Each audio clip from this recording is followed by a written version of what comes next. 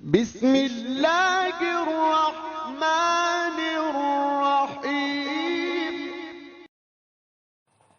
اعوذ باللہ من الشیطان الرجیم بسم اللہ الرحمن الرحیم نحمدہ ونصلی علی رسولہ الکریم اما بعد السلام علیکم ورحمۃ اللہ وبرکاتہ۔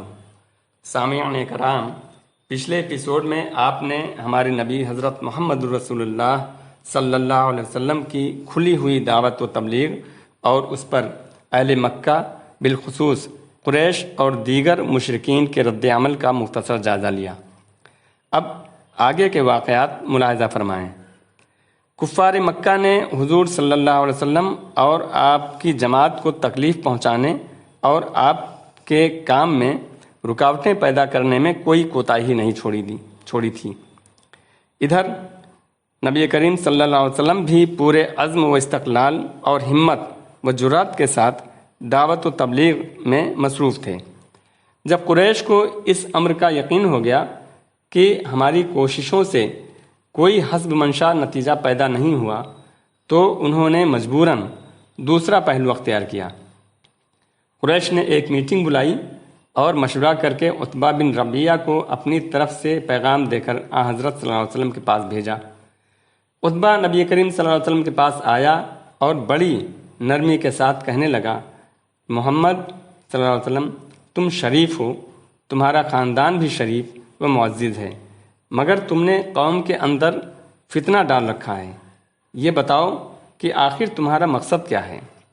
اگر تم کو مال و دولت کی خواہش ہے تو ہم تمہارے واسطے اس قدر مال جمع کیے دیتے ہیں کہ تم سب سے زیادہ مالدار ہو جاؤ گے۔ اگر تم کو حکومت اور سرداری کی خواہش ہے تو ہم سب تم کو اپنا سردار بنا لیتے ہیں اور تمہاری حکومت کو تسلیم کرنے کو تیار ہیں۔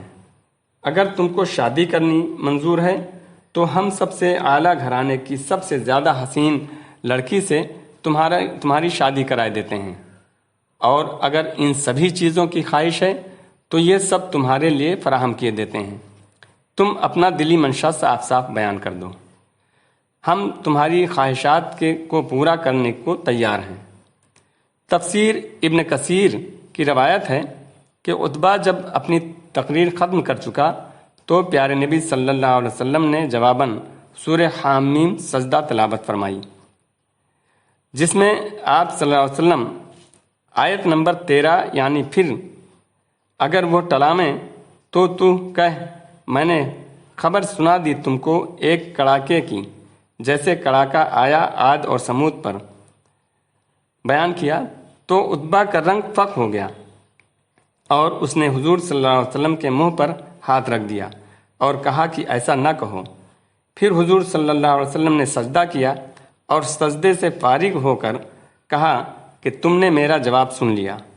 عتبہ وہاں سے اٹھا اور قریش کے پاس آ کر کہا، میری رائے ہے کہ اس شخص کو اس کے حال پر چھوڑ دو اور تم بالکل غیر جانبدار ہو جاؤ۔ اگر یہ ملک عرب پر غالب ہو گیا تو چونکہ یہ تمہارا بھائی ہے، اس کی کامیابی تمہاری کامیابی ہوگی، اور اگر یہ تباہ ہو گیا تو تم سستے میں چھوٹ جاؤ گے۔ یہ سن کر قریش نے عتبہ سے کہا، ایسا معلوم ہوتا ہے محمد صلی اللہ علیہ وسلم نے جادو کر دیا ہے۔ عتبہ نے کہا، جو تمہارا جی چاہے کہو، میں نے اپنی رائے کا اظہار کر دیا۔ جب عتبہ کی کوشش ناکام ثابت ہوئی تو عتبہ، ولید، ابو جہل اور دیگر اشخاص کا ایک وفد ابو طالب کی خدمت میں پہنچا اور شکایت کی کہ تمہارا بھتیجا ہمارے بتوں کو برا کہنے سے باز نہیں آتا، تم اس کو سمجھاؤ اور اس حرکت سے باز رکھو۔ ابو طالب نے ان لوگوں کو جواب دیتے ہوئے کہا کہ تم لوگ بھی ایذا رسانیوں میں حد سے بڑھے جاتے ہو۔ سردارین قریش کے چلے جانے کے بعد ابو طالب نے نبی کریم صلی اللہ علیہ وسلم سے کہا کہ بھتیجے، میں بوڑھا ہو گیا ہوں اور اپنے اندر قریش کے مقابلہ کی طاقت نہیں پاتا، تم مجھے ایسی مشقت میں مبتلا نہ کرو جو میری طاقت سے بڑھ کر ہو۔ مناسب یہ ہے کہ تم اپنے دین کا اعلان اور بتوں کی اعلانیہ برائیاں کرنا بند کر دو۔ آپ صلی اللہ علیہ وسلم نے یہ سن کر فرمایا کہ چچا، اگر یہ میرے داہنے ہاتھ پر سورج اور بائیں ہاتھ پر چاند رکھ دیں تب بھی میں اپنے کام سے باز نہیں رہ سکتا۔ ابو طالب قبیلہ بنی ہاشم کے سردار تھے اور سب سے زیادہ عزت و وجاہت رکھتے تھے۔ ان کی وجہ سے مخالفین حملہ کرتے ہوئے جھجکتے تھے، لہٰذا ابو طالب کی حمایت سے حضرت صلی اللہ علیہ وسلم کو بہت تقویت حاصل تھی۔ اب یہ مایوسانہ باتیں سن کر آپ صلی اللہ علیہ وسلم کا دل بھر آیا۔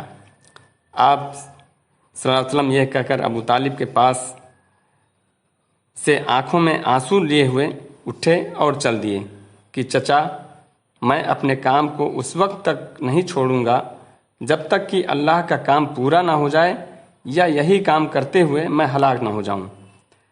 ابو طالب پر اس بات کا بہت اثر ہوا اور انہوں نے آپ صلی اللہ علیہ وسلم کو پھر واپس بلا کر کہا کہ اچھا، تم ضرور اپنے کام انجام دو، جب تک میرے دم میں دم ہے میں تمہاری حمایت سے باز نہ رہوں گا اور تم کو کبھی دشمنوں کے سپرد نہ کروں گا۔ کفار قریش کی جب تمام کوششیں ناکام ہو گئیں اور توحید کی تبلیغ کا سلسلہ برابر جاری رہا تو انہوں نے نبی کریم صلی اللہ علیہ وسلم کو خانہ کعبہ کے اندر آنے سے روک دیا۔ شہر کے لڑکوں کو متعین کر دیا کہ جہاں کہیں محمد صلی اللہ علیہ وسلم یا مسلمانوں کو دیکھیں تالیاں بجائیں، گالیاں دیں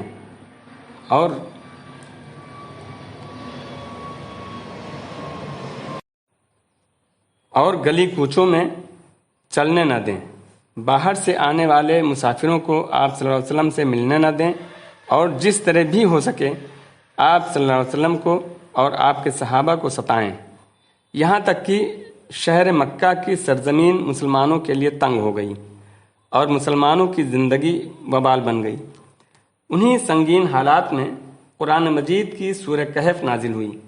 یہ اصلاً تو مشرکین کے پیش کردہ سوالات کے جواب میں تھی، لیکن اس میں جو 3 واقعات بیان کیے گئے ہیں ان واقعات میں اللہ تعالیٰ کی طرف سے اپنے مومن بندوں کے لیے مستقبل کے بارے میں نہایت بلیغ اشارات تھے۔ چنانچہ اصحاب کہف کے واقعے میں یہ درس موجود ہے کہ جب دین و ایمان خطرے میں ہو تو کفر و ظلم کے مراکز سے ہجرت کے لیے تن بتقدیر نکل جانا چاہیے۔ سورہ کہف کی آیت نمبر 16 میں اللہ تعالیٰ کا ارشاد ہے، اور جب تم ان سے اور اللہ کے سوا ان کے دوسرے معبودوں سے الگ ہو گئے تو غار میں پناہ گیر ہو جاؤ، تمہارا رب تمہارے لیے اپنی رحمتیں پھیلا دے گا اور تمہارے کام کے لیے تمہاری سہولت کی چیزیں تمہیں مہیا کر دے گا۔ حضرت موسیٰ علیہ السلام اور خضر علیہ السلام کے واقعے سے یہ بات کافی مفید ثابت ہوتی ہے کہ نتائج ہمیشہ ظاہری حالات کے مطابق نہیں ہوتے، بلکہ بسا اوقات ظاہری حالات کے بالکل برعکس ہوتے ہیں۔ لہذا اس واقعے میں اس بات کی طرف لطیف اشارہ ہے کہ مسلمانوں کے خلاف اس وقت جو ظلم و تشدد برپا ہے اس کے نتائج بالکل برعکس نکلیں گے، اور یہ سرکش مشرکین اگر ایمان نہ لائیں تو آئندہ انہی مجبور مسلمانوں کے سامنے سرنگوں ہو کر اپنی قسمت کے فیصلے کے لیے پیش ہوں گے۔ ذوالقرنین کے واقعات میں چند خاص باتوں کی طرف اشارہ ہے کہ یہ زمین اللہ کی ہے، وہ اپنے بندوں میں سے جسے چاہتا ہے اس کا وارث بناتا ہے، کہ یہ فلاح و کامرانی ایمان ہی کی راہ میں ہے، کفر کی راہ میں نہیں، اور یہ کہ اللہ تعالیٰ رہ رہ کر اپنے بندوں میں سے ایسے افراد کھڑے کرتا ہے جو مجبور انسانوں کو اس دور کے یاجوج و ماجوج سے نجات دلاتے ہیں، اور یہ کہ اللہ کے صالح بندے ہی زمین کی وراثت کے سب سے زیادہ حقدار ہیں۔ پھر سورہ کہف کے بعد سورہ زمر کا نزول ہوا اور اس میں ہجرت کی طرف اشارہ کیا گیا۔ ادھر رسول اللہ صلی اللہ علیہ وسلم کو معلوم تھا کہ نجاشی شاہ حبش ایک عادل بادشاہ ہے، وہاں کسی پر ظلم نہیں ہوتا، اس لیے آپ صلی اللہ علیہ وسلم نے مسلمانوں کو حکم دیا کہ وہ فتنوں سے اپنے دین کی حفاظت کے لیے حبشہ ہجرت کر جائیں۔ اس کے بعد ایک طے شدہ پروگرام کے مطابق سن 615 عیسوی میں رجب کے مہینے میں نبوت کے 5ویں سال صحابہ کرام کی ایک جماعت جس میں 12 مرد اور 4 عورتیں تھیں، حضرت عثمان بن عفان رضی اللہ تعالیٰ عنہ کی سربراہی میں حبشہ کی جانب ہجرت کی۔ یہ مسلمانوں کی پہلی ہجرت تھی۔ اگلے ایپیسوڈ میں انشاءاللہ دوسری ہجرت حبشہ کا پورا واقعہ پیش کرنے کی کوشش ہوگی۔ اللہ تعالیٰ اس دور میں پریشان حال تمام ایمان والوں کی مدد فرمائے اور راہ ہدایت و صراط مستقیم عطا فرمائے، آمین۔ وصلی اللہ تعالیٰ علی خیر خلق محمد مبارک وسلم۔ السلام علیکم ورحمۃ اللہ وبرکاتہ۔